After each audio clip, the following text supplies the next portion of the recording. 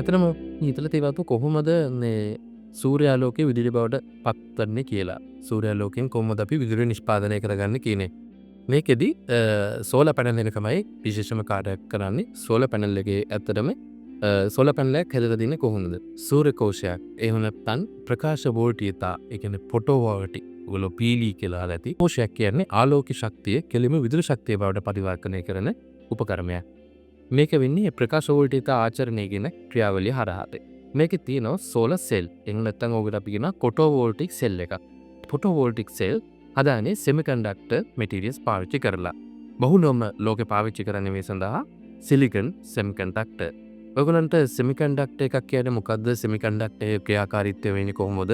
සෙමිකන්ඩක්ටර් එකක් වැඩ කරන්නේ කොහොමද කියන එක බලා ගන්න අපේ මීට කලින් අපි කරපු වීඩියෝ වල ඉතාම සරලව, ඉතාම පැහැදිලිව ඔයගොල්ලොත් එක්ක කතා කරලා තියෙනවා. ඒ වීඩියෝ ටික බැලුවොත් මේ මෙතනින් ඉස්සරහට අපි සෝලර් සෙල් එක ක්‍රියාකාරීත්වය ගැන කතා කරන්නේ ගොඩක් සරලව ගොඩක් මේ හොඳින් තේරුම් ගන්න හැකියාව ලැබේ.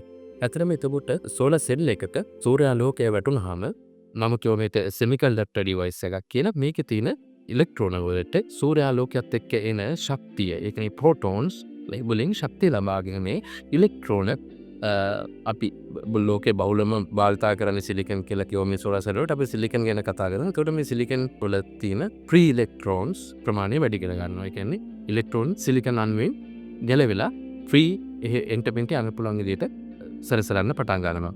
මේ ක්‍රියාවලියට අපි කියනවා ෆොටෝවෝල්ටික් ඉෆෙක්ට් කියලා. ඒකට සිංහලෙන් කියන්නේ ප්‍රකාශ වෝල්ටීයතා ආචරණය කියලා. එතන මේ එන ඉලෙක්ට්‍රෝනස් ප්‍රමාණය එක පැත්තකට අපි මේ ගලාගෙන යන්න ඕනේ විදුලිය ඒ හරහා ගමන් කරන්න නම්. එතකොට අපි හිතමු මේ සෝන් පැනල් එකේ මේ පීන් ජංක්ෂන් එකක්. මේ පීන් ජංක්ෂන් එකේ අපි මීට කලින් වීඩියෝ එකේ කතා කරලා තියෙනවා පීන් ජංක්ෂන් එක කරනාට පස්සේ මෙතන විද්‍යුත් ශ්‍රේෂ්ඨයක් ඇති වෙනවා කියලා. ඒකේ විද්‍යුත් ශ්‍රේෂ්ඨයක් ඇති වුණාම මේ විද්‍යුත් ක්ෂේත්‍රයේ බලයෙන් හින්දා මේන ප්‍රී ඉලෙක්ට්‍රෝන්ස් එක පැත්තකට ගමන් කරන්න පටන් ගන්නවා. ඒතර මේ එක පැත්තකට ගමන් කරන්න පටන් ගන්න ඉලෙක්ට්‍රෝන්ස් ටික අපි සර්කිට් එකක් එහෙම නැත්නම් මේක සම්බන්ධ කරව සර්කිට් එකකට මේ සර්කිට් එක හරහා විදුලිය ගමන් කරන්න පටන් ගන්නවා. ඒ විදිහට තමයි අපි අතරම සෝලර් පැනල් එකකින් විදුලිය නිෂ්පාදනය කරගන්නේ. ඔයාලා දන්නවද එතකොට එක සෝලර් සෙල් එකකින් කොච්චර වෝල්ටේජ් එක නිෂ්පාදනය කරගන්න පුළුවන්ද කියලා? ඔව්. දශම 5 වෝල්ට් වගේ ඉඳලා දශම 6 වෝල්ට් වගේ ප්‍රමාණයක් තමයි එක සෝලර් සෙල් එකකින් නිෂ්පාදනය කරගන්න පුළුවන්. ඒක කොහොමද අපි මේ විශාල විදුලියක් මේකෙන් නිෂ්පාදනය කරලා අපේ ගෙදර පාවිච්චි කරන 220 240 වෝල්ට් වලට වගේ ගන්නෙ කොහොමද? ඒකට ඔයාලා හිතනවාද සෝලර් සෙල් කීයක එක පැනල් එකක තියෙනවද කියලා? එක සෝලර් පැනල් එකේ සාමාන්‍ය සෝලර් සෙල් 36 60 72 99 වගේ ගණන් දාලා තමයි හදන්නේ. මේක තමයි ස්ටෑන්ඩඩ් සෝලර් පැනල් වල එන විදිය. එතකොට සාමාන්‍යයෙන් සෝලර් සෙල් 36ක් තියෙන පැනල් එක අපි ගණන් හදලා බැලුවොත් වෝල්ට් 18ක් වගේ තමයි ගන්න පුළුවන්. මේක ගොඩක් වෙලාවට 12 වෝල්ට් බැටරි charge කරන්න වගේ පාවිච්චි කරනවා. එතකොට සෝලර් සෙල් 60ක් තියෙන මේ සෝලර් පැනල් එක සාමාන්‍යයෙන් වෝල්ට් 30 ඉඳලා 32 වගේ වෙනකන් හවු කරනවා.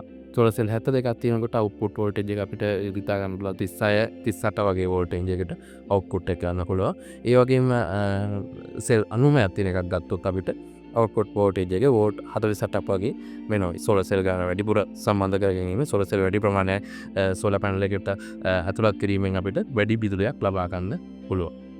දැන් මේ ඉන විදුලිය මේ සෝලර් පැනල් එකේ අපි හදාගන්න විදුලිය AC විදුලියද එහෙම නැත්නම් DC විදුලියද? ඕල්ටර්නේටිව් කරන්ට් එකක්ද එහෙම නැත්නම් ඩිරෙක්ට් කරන්ට් එකක්ද?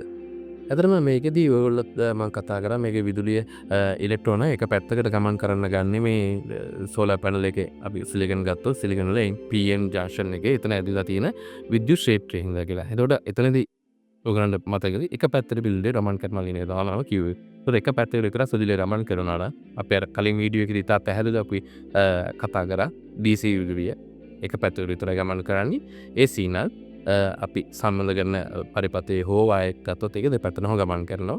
එතකොට මේකෙදී ඇත්තටම එන්නේ එක පැත්තකට විතර ගමන් කරන විදිහ. ඒ කියන්නේ DC විදුලිය තමයි ජෙනරේට් වෙන්නේ.